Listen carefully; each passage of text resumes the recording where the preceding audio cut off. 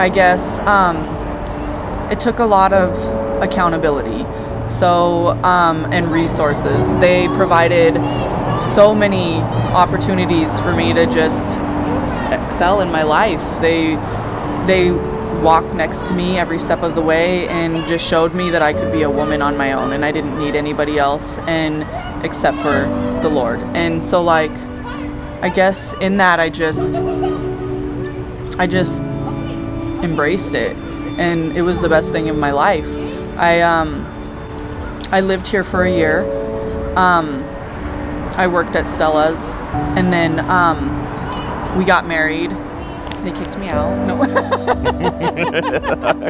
I'm just kidding. They had to kick her out. She actually was pretty content here. Yeah. And she's like, "You're married. You need to go live with your husband." I was like, good.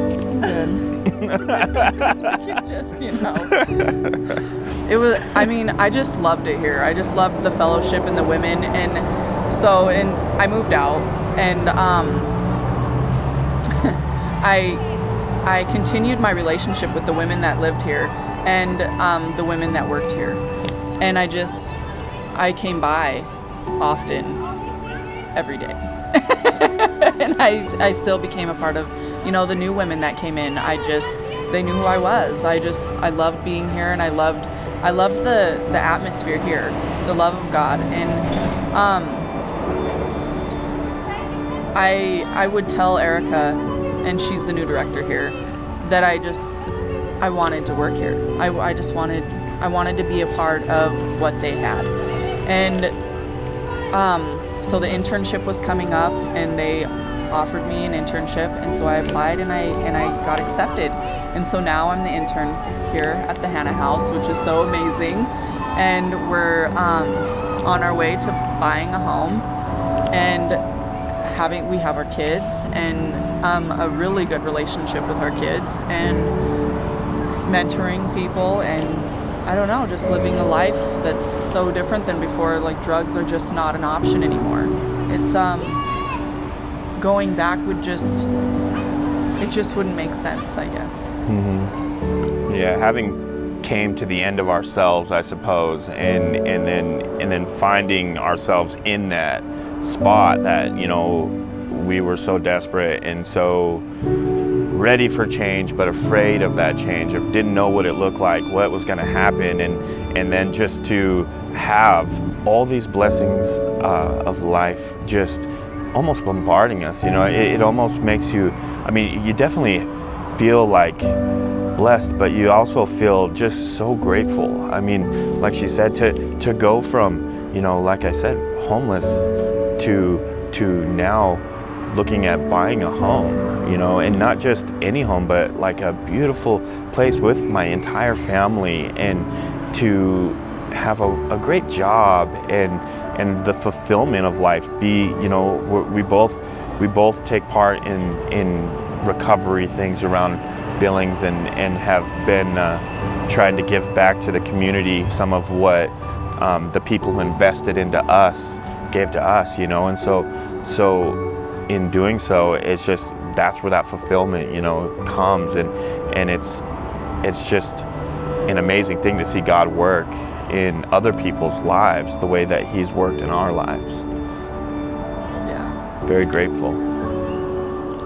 The depths of darkness that we were in, gosh, to go from that to now is, Yeah. The people that we knew in our addiction, when they see us now, they're like, "Who are you?" And we're like, yeah. "Come with us. Like, there's a place for you where we're at." And so like, we've seen so many people also in our addiction follow us into recovery, and it's so nice to be able to like see where they're at and where they were, and just to be so proud of like being able to be a part of that as well. Yeah. Like, I don't know, there was a lot of the feeling of it was too late. We had already messed up too far. We had done too much wrong, and the kids are never going to be okay, and we're never going to be okay, and we'll never climb out of the hole that we dug. And that's just not true. That's just one of the lies to keep you down. You have to start somewhere, and when you finally choose to get well, when you make that decision to seek God and put Him above all else, everything else will fall in place. And it takes work, it takes dedication, it takes obedience, but that's not a bad thing. And that's the paradigm shift. Was those words were horrible. Authority, what? Yeah, obedience, yeah, right, that's for a dog, No, it's not true.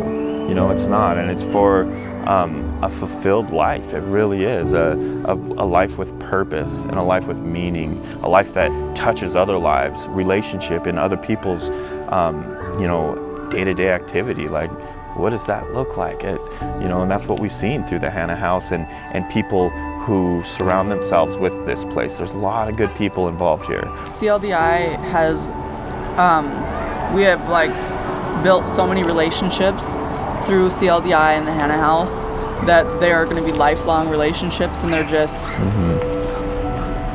so amazing. I've never met people that can love you the way that they do, and they have the love of God and Jesus in their heart, and they really project that, like, without even saying it. You can just see like the light that's like, we love you, you're a part of God and you're God's creation, and that's just